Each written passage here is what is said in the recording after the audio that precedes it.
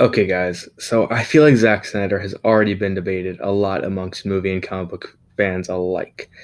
I feel like his views on Batman are old news, and so that's why I'm not here to talk about those as much as I would love to talk about how I believe him saying it's okay for Batman to kill is an obvious indicator that he's pretentious and maybe just not a very good adaptive writer because saying Batman should kill isn't edgy, it's just fucking arrogant.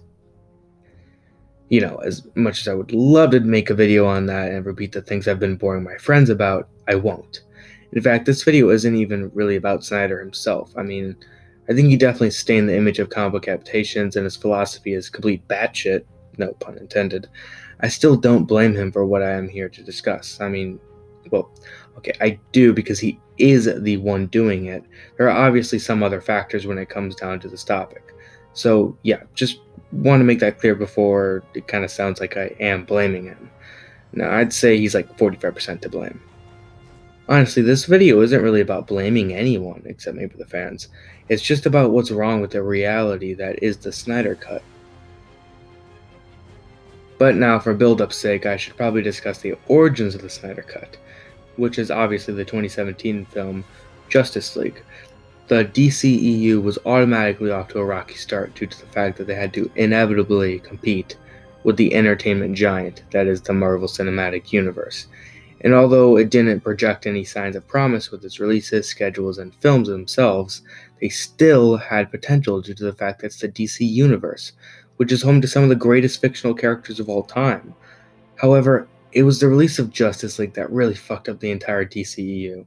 Instead of establishing their characters prior and then leading up to a superhero team up movie, they decided after making one individual movie, 3 years later they'd release a crossover movie that really wasn't a crossover because it was the introduction to Gal Gadot or Gal Gadot or whatever, so Wonder Woman and Batfleck, which left Superman as the only somewhat fleshed out character among the three. The most basic of the heroes. Okay, well, now at least we're going to get some standalone films, right? Oh no, just one separate movie before they're going to make another team up movie. This time between six heroes, three of them being introduced via this film, and only two of the other three having gotten a standalone film at this point. This is where they fucked up.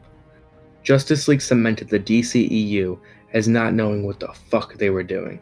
Either that or they just didn't care to actually think. Two team-up movies practically right after each other? What?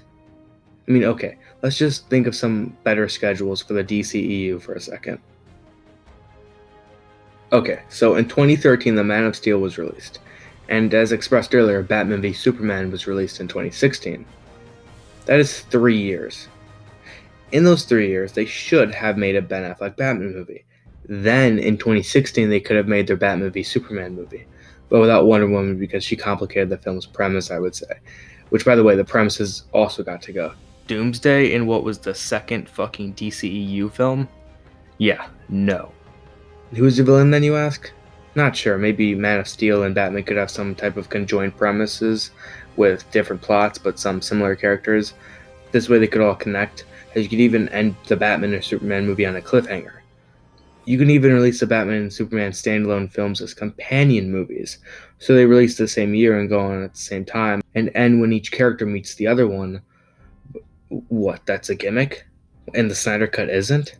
Anyway, after the Batman v Superman film, then release Justice League with the same heroes or more, it's whatever. Then afterwards release separate films that flesh them out. That is one way to at least somewhat compete with the MCU's crazy, phase-riddled schedules.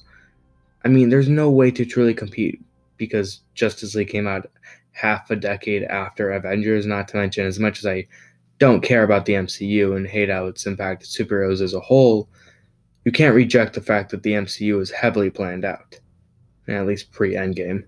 But the DCEU hasn't even shown a shred of planning or organization, and it's 2021. But I digress. Let's get back to real life. So, after Justice League, there were standalone films scheduled and some released. DC actually stepped up their game post Justice League. Sure, they weren't great. I would actually insult the intelligence of anyone who said any of these movies were great, but they were certainly better than what came before it. And now they want to fuck all that up with a confusing recut of a movie that's already 4 years old? I mean, with the exceptions of the two most recent installments in the DCEU, they've practically redeemed themselves. Sure, they released a Wonder Woman sequel, a spin off type thing with Suicide Squad, in the time since Justice League, and the only things we've gotten from Cyborg and Flash is a whole lot of drama, but still. I mean, 4 years and a lot of movies later, they're deciding to finally recut Justice League? Really?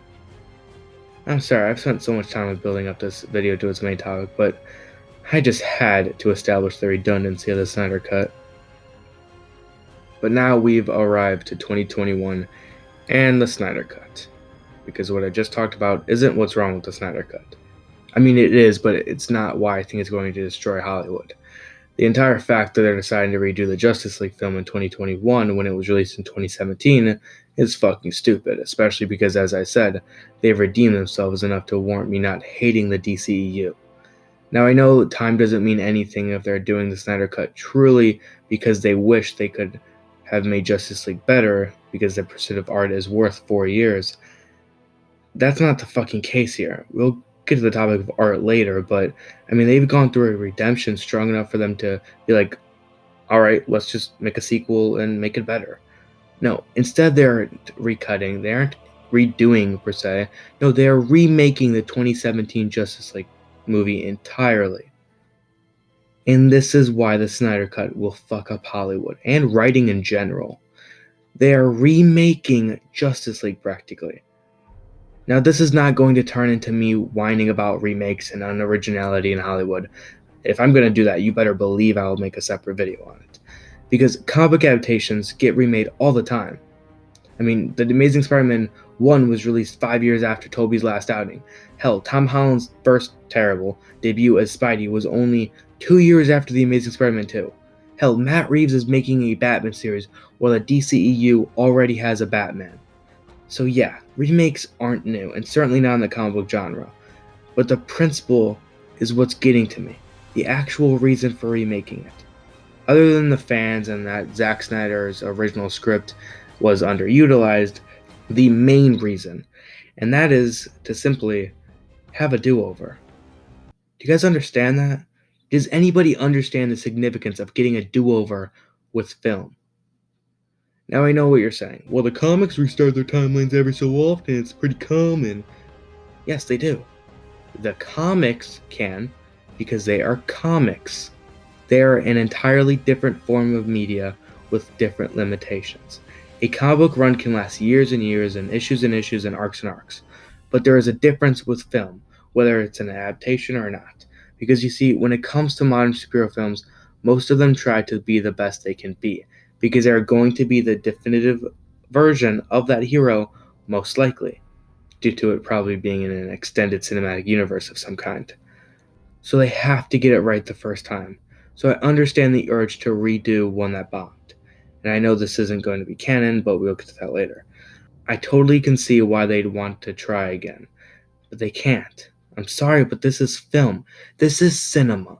And you just can't remake a superhero film from 4 years ago simply because you want to do it better. And you might be wondering why. Why do I have such a problem? I mean, why won't I stop nitpicking and actually declare the legitimate reason I have for making this video? And fine, I will. You don't get redos, not in film. You don't get to just say, I want to have another go. No, you fucking don't. Do you know why that's not allowed? Because then what's the point? If we as a community are going to accept the idea of a redo, then what is the fucking point of watching movies? If an artist can just redo a work they failed at, what is the point of them attempting it in the first place? Some of the true beauty in art is the passion you feel that went into it. And that passion will be wiped away if they can just keep touching it up as the years pass to mold it into the critics' liking. What I've been trying to say, and why I think this idealization of normalizing redos will ruin Hollywood, is because it'll lead to others doing it. Not just comic book adaptations either, no, all films. And that will be the worst thing possible. That's even worse than money-hungry remakes, because at least that's surface level. It doesn't subtly cover its true intention with pretension. righteousness. Why is this so bad? Why is it so bad for other films to try to perfect themselves? Do I have an actual reason, or am I just a cynical asshole? Well, I am cynical and I am an asshole, but I do have an actual reason. And it all relates to what I talked about before: art. And don't think I'm pretentious for bringing art into this, because beside what Scorsese says, superhero adaptations can be art. It's been proven many times. So yeah, fuck you, I'm bringing art into this. I know I've talked about how redoing Justice League will let the passion seep out and that'll ruin any artistry from it. And although I view that to be true, passion isn't an underlying element in art. It just usually happens to be there. Not to mention, passion won't always deteriorate with recutting and remaking. I mean, there are some remakes that are oozing with passion, and that's fine. But if that's the case, and that's what I believe, why do I honestly think redos will destroy art? I thought of so many ways to word this, and I've settled on what's probably the worst way possible, but it's also the best way, and that is that getting redos in the film industry will destroy art because it isn't fair. Wait, hold on, don't think I'm a little crybaby who needs juice box just yet. What I mean is not, well, if Snyder gets a redo, why can't all these other directors get one?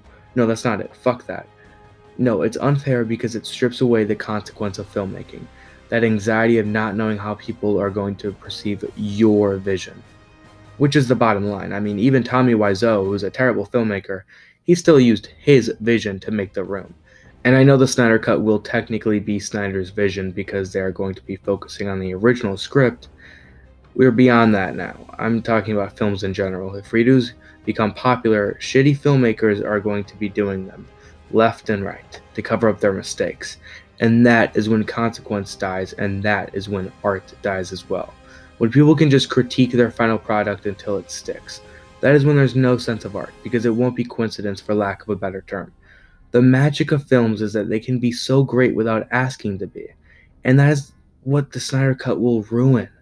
I don't think the Snyder Cut is guilty of all these things, but if it's released and redos do become popular, that is what it will do. In short, if the Snyder Cut is released, then I believe its production will become normalized and simple directors will lose the care and passion in their project because they know they'll eventually get another shot at the exact same thing. At least as long as they have some supporters. You know who had supporters? Adolf Hitler. Anyway, there's a couple more things that we need to get to, and one of those is why I think the Snyder Cut is still wrong, even though it won't be canon. Well, I guess simply you can just say the principle, no matter where it fits in, the facts still stand behind its release. However, we both know it's entitled to more, so here we go. I don't think the Elseworld factor interferes with my theory of the Snyder Cut ruining Hollywood, because it's still a redo, no matter if it substitutes the 2017 one or if it's just in a universe by itself. Not to mention they are filming new scenes and doing remodels even, which means they're using all the actors that could be working on a sequel or their standalone films or whatever, as well as the VFX artists that could be working on literally anything else. And not to mention, even though I know this is kind of a small complaint, this is just going to confuse everybody. I mean, the idea of an Elseworld is pretty simple to explain, but when you have the DCEU, the Todd Phillips Joker universe, Matt Reeves Batman universe, an entirely different universe for an alternate cut, and the CW show. Wait, no, those shows are in the DCEU now, right? I think I don't fucking know. I stopped watching Flash in season 4, but still, why instead of just giving Zack Snyder free roam and resources for a Justice League sequel, does he have to make a fucking remake? Because Justice League was not a good movie as we established, and new characters, scenes, and entire fucking script won't change that. Sure, it might be a little better, I don't doubt that, but it's not worth caring about for 4 goddamn years. And finally, the last thing I should touch on is, what if it is worth it? What if Justice League is so good it's worth the wait, the confusion, and even the possible impact to the film industry? Well, my answer is short.